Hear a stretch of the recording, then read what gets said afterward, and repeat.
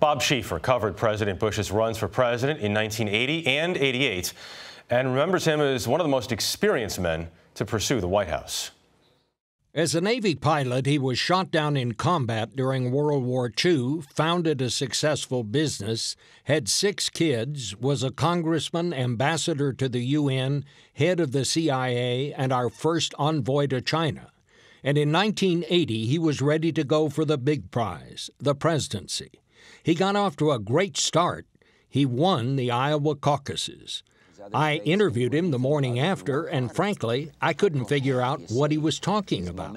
We will have forward Big Mo on our side, as they say in athletics. Big Mo? Yeah.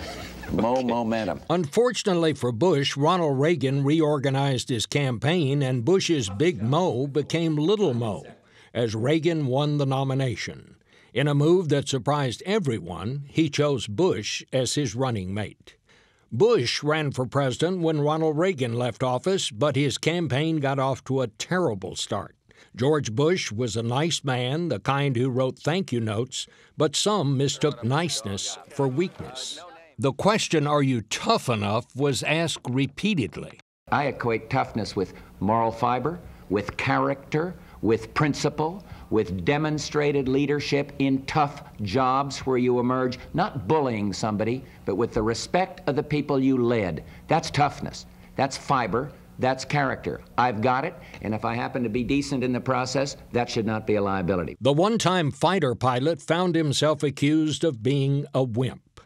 To change his image in New Hampshire, he traded the coat and tie for a tractor hat and windbreaker and drove every piece of heavy machinery he could find. It worked. He won the Republican nomination and made 2 promises.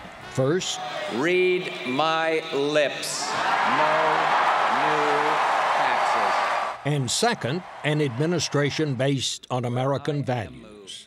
I want a kinder and gentler nation. So help me God. So help me God. Congratulations. Thank you. Bush won in a landslide, but the world was changing. The Berlin Wall fell and the Soviet Union was imploding. But Bush put the damper on belligerence and bragging and kept the situations cool.